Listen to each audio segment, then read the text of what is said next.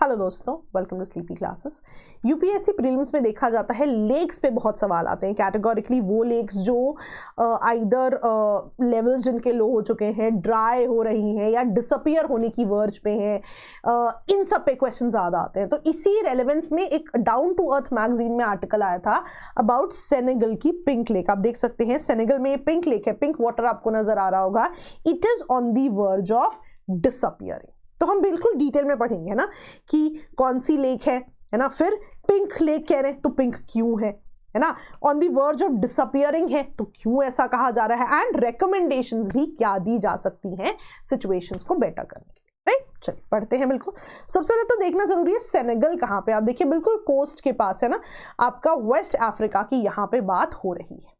ठीक है, सेनेगल में भी आप देखोगे बिल्कुल कोस्ट के पास है ना, सी वाटर के बिल्कुल आप देख सकते हो पास ही ये लेक पाई जाती है। आप देख सकते हो लेक रेडबा की यहाँ पे बात हो रही है। अब ये जो लेक है आप देखोगे ऑल्दो सी के बहुत करीब है, ब्लू कलर में आप देखिए सी के बहुत करीब है, लेकिन फिर भी आइसोलेटेड है सी से। आइसोलेटेड कैसे है, आप देख सकते हैं कि सी से डायरेक्ट कनेक्शन नहीं है बल्कि आप देख सकते हैं ये जो सैंड ड्यून्स है इनसे कनेक्टेड है। राइट, और सैंड ड्यून्स होने का, सी के पास होने का एक बहुत जो स्पेसिफिक इंपैक्ट है वो क्या है, सी में सॉल्ट वाटर है। तो सॉल्ट वाटर बहुत ज्यादा, जो सैलिनिटी का कंटेंट है वो बहुत ही ज्यादा इस लेक तक आता है। रादर इस लेक में जो पानी भी आता है सी वाटर का, उसमें बहुत ज्यादा रोल है। प्लस सैंड ड्यून्स आपको पता है ना, खारे रहते हैं, तो इनसे भी सैलिनिटी कंटेंट जो है बहुत ही ज्यादा इस वाटर बॉडी में बढ़ता जाता है। इसीलिए आप देखोगे इस वाटर बॉडी की सैलिनिटी कंटेंट बहुत ही ज्यादा हाई है। और अगर आपसे पूछा जाए क्यों हाई है, सबसे पहली चीज सी वाटर जो है उससे बहुत ज्यादा सैलिनिटी आती है ना। आपको पता है समुद्र का पानी खारा रहता है, प्लस जो सैंड ड्यून्स हैं वो भी इसको बढ़ाते हैं। अब ये वाली लेक इंपॉर्टेंट क्यों है, ये वाली लेक इंपॉर्टेंट दो रीजन से। पहला, क्योंकि पिंक लेक है तो टूरिस्ट डेस्टिनेशन मानी जाती है। दूसरा, क्योंकि सैलिनिटी बहुत ज्यादा है इसीलिए यहाँ पे सॉल्ट माइनिंग बहुत ही ज्यादा होती है। रादर बहुत ही ज्यादा डोमिनेंट एक्टिविटी मानी जाती है यहाँ पे सॉल्ट माइनिंग। तो दोनों ही रीजंस की वजह से ये लेक इंपॉर्टेंट है। अब यहाँ पे इतनी सैलिनिटी के बाद जो लेक की इकोलॉजी है इसमें देखा गया है कि lake mostly devoid of life है, कि बहुत ज्यादा लाइफ फॉर्म्स यहाँ पे नहीं मिलते हैं except certain algae and bacteria. अब ये पॉइंट क्यों इंपॉर्टेंट है, क्यों मैं आपको बता रही हूं कि सर्टन एल्गी या बैक्टीरिया यहाँ पे पाए जाते हैं, क्योंकि मैं आपको बताना चाहती हूँ लेक पिंक क्यों है ना। पिंक क्यों है यहाँ पे आप देख सकते हैं, इसका रीजन है एक स्पेसिफिक एल्गी जो यहाँ पे मिलती है, एक स्पेसिफिक एल्गी जो सॉल्टी एनवायरनमेंट से ही एसोसिएटेड है। राइट, आप एक स्पेसिफिक एल्गी का नाम देख लीजिए। एल्गी का नाम यूजुअली नहीं पूछा जाता है, लेकिन एक बार आप देख जरूर लीजिएगा, प्रीलिम्स में देख के नाम आइडेंटिफाई हो जाएगा। अब होता क्या है कि इस एल्गी में रेड पिगमेंट्स हैं, इन पिगमेंट्स की वजह से ही आपको कलर्ड वाटर जो है नजर आता है। राइट, रादर अगर मैं आपको बताऊं ये एल्गी जो है ज्यादा थ्राइव करती है जब इसमें सॉल्ट बहुत ज्यादा होता है ना, सैलिनिटी कंटेंट हाई होता है, टू बी वेरी प्रिसाइज। वही वो कह रहे हैं कि जब सैलिनिटी हाई होगी तो ऐसी एल्गी जिसके रेड पिगमेंट्स हैं वो थ्राइव करते हैं। हाँ, ये भी देखा गया कि अगर सैलिनिटी लो हो जाए तो ऐसी एल्गी जिसके पास ग्रीन पिगमेंट्स होते हैं वो थ्राइव करती है। तो जितनी सैलिनिटी बढ़ेगी उतनी ही रेड पिगमेंट वाली एल्गी बढ़ती जाएगी, इसीलिए इसका कलर जो है आपको इस तरह का नजर आता है। राइट, तो अब आपको अगर पिंक कलर क्यों है पूछ लिया गया तो भी आपके पास जवाब है। अब न्यूज कह रही है कि इश्यूज है यहाँ पे, है ना, क्यों डिसअपियर होने की बात हो रही, क्या इश्यूज है ना। अब रट्टा नहीं मारने आपको इश्यूज पर, बेसिक आपको पता होना चाहिए, क्योंकि मेंस में कहीं अगर एक पॉइंट आपको लिखने के लिए आ जाए, कोई एग्जांपल इस तरह की लेक का आपको लिखना आना चाहिए। देखिए अब इस लेक के अपने नॉर्दर्न एंड सदर्न शोर्स हैं, आपको ये नहीं देखना है कौन सा नॉर्दर्न कौन सा सदर्न है, बेसिक चीज समझिए। सदर्न शोर पे देखा गया, मान लीजिए आपको शोर नहीं भी पता होता तो बेसिक पॉइंट क्या है कि यहाँ पे एक ड्रेनेज चैनल क्रिएट किया गया है। राइट, ड्रेनेज चैनल यानी आपका जो डिस्पोजल ऑफ वेस्ट वाटर है ना, या जो आसपास के रीजन्स में जो भी रेन वाटर भी है वो भी यहाँ पर आएगा। अब इमेजिन करो कि वेस्ट वाटर है यहाँ पे, उस वेस्ट वाटर में जो भी सॉलिड पार्टिकल्स होंगे है ना वो भी कहाँ जा रहे हैं, लेक में जा रहे हैं। तो क्या होगा, लेक फिल होता रहेगा, है ना, सिंपल सी बात है, लेक में पानी है लेकिन जो सॉलिड पार्टिकल्स बढ़ते जाते हैं उनसे क्या होता है, लेक में सेडिमेंटेशन बढ़ती जाती है। ये भी अपने आप में एक इंपॉर्टेंट पॉइंट है।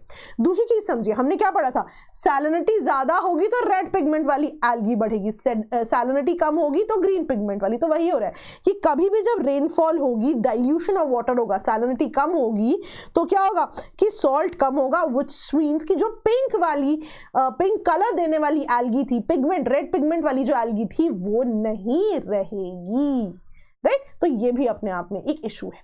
इसके अलावा ये तो चलिए एक पार्ट का इशू है, दूसरे पार्ट का इशू क्या है, अब देखिए सैंड ड्यून्स है, टूरिस्ट वाला स्पॉट है ये, तो लोग तो आएंगे, तो यहाँ पे ट्रैफिक भी, जो स्टेबिलिटी ऑफ द ड्यून्स है, आप देख लीजिए इन ड्यून्स पे कॉन्स्टेंटली जब ट्रैफिक रहेगा, टूरिस्ट आएंगे, इनकी भी स्टेबिलिटी पे इंपैक्ट आएगा। इन ड्यून्स में मैं आपको बताती हूँ एक स्पेसिफिक ट्रीज है, आप देख सकते हैं एजिंग ट्रीज है, जितना आप इन ट्रीज को डिस्ट्रक्ट करेंगे, वहां से हटाएंगे, उतना ही क्या होगा कि जो सैंड को होल्ड करके रखती हैं ट्रीज वो नहीं होंगे, और यहाँ पे उसका इंपैक्ट जो है बनेगा। आपकी सैंड में जो है डिप्रेशंस आते रहेंगे, सैंड में भी जो है इरोजन होता रहेगा। ऑल्सो आसपास के जोन में, है ना, लेक के आसपास के जोन में जहां जहां अर्बनाइजेशन होगी उससे क्या होगा कि अर्बनाइजेशन से जो भी लेट्स से वेस्ट वाटर है, चाहे मान लीजिए वेस्ट वाटर है या किसी भी तरह की जो केमिकल्स हो सकते हैं, वो लेक की वाटर सप्लाई में आ सकते हैं। देखो बेसिकली ऐसा है कि लेक की वाटर सप्लाई कहाँ से आ रही है, यहाँ पे जितना सॉल्ट वाटर का इंपैक्ट है उतना ही एक्विफर्स का भी इंपैक्ट है। एक्विफर्स क्या होते हैं, वो रॉक्स जहां से पानी आ रहा है, राइट। तो अब क्या होगा कि क्योंकि वो बहुत ज्यादा गहराई में नहीं है, तो अर्बनाइजेशन के इंपैक्ट से भी जो सामान आएगा, राइट, जो पोल्यूटिंग वाटर आएगा, एग्जांपल ले लेते हैं, वो भी लेक की वाटर सप्लाई को इंपैक्ट करेगा।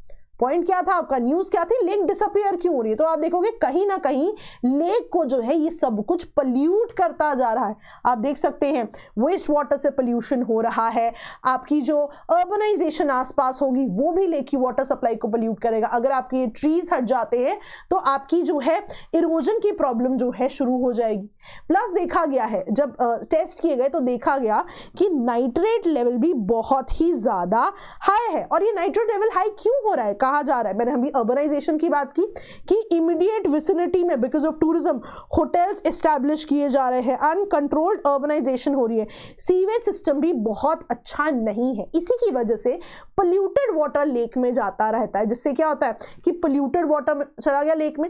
अब याद है आपको मैंने सबसे पहले क्या बताया था, लेक का एक बहुत इंपॉर्टेंट पॉइंट क्या था कि यहाँ पे सॉल्ट माइनिंग हो रही है ना, सॉल्ट बड़ा इंपॉर्टेंट था। अब अगर लेक ही पोल्यूटेड है तो ये जो है सॉल्ट माइनिंग नहीं की जा पाएगी, ये सॉल्ट फॉर कंजम्पशन नहीं यूज हो पाएगा। अब आप कहेंगे अच्छा चलो सॉल्ट अगर नहीं यूज हुआ तो उसके लिए लेक क्यों जो है डिसअपियर होगा। अब ध्यान से समझिए, ये लेक है आपका, सप्लाई ऑफ सॉल्ट किस किस से आ रहा था, सैंड ड्यून से आ रहा था और सी वाटर से आ रहा था, है ना। अब हुआ क्या आपका कि जो भी पानी है due to this pollution, due to nitrates, due to waste water, due to urbanisation हो गया पोल्यूट। अब क्या हो रहा था, ध्यान से सुनो, सॉल्ट कंटेंट तो ऐड होता ही रहेगा इस लेक में, क्यों, आपका सैंड ड्यून्स भी है, सॉल्ट वाटर भी है, राइट। अब सैंड ड्यून्स भी है और सी वाटर भी है। एडवांटेज क्या होता है, ये जो सॉल्ट वाटर आ रहा है, सॉल्ट माइनिंग की वजह से ये सॉल्ट यहां से यूज होने लग जाता है ना। यूजुअली हमें लगता है सॉल्ट माइनिंग शायद बहुत बढ़िया प्रोसेस ना हो, पर इस लेक के लिए बहुत अच्छा है क्योंकि सी वाटर के पास होने की वजह से सॉल्ट तो प्रॉपर्ली आता ही रहेगा, कांस्टेंट सप्लाई है। क्योंकि वहां पे सॉल्ट माइनिंग होती रहती है इसलिए वो सॉल्ट यूज होता रहता है, निकलता रहता है।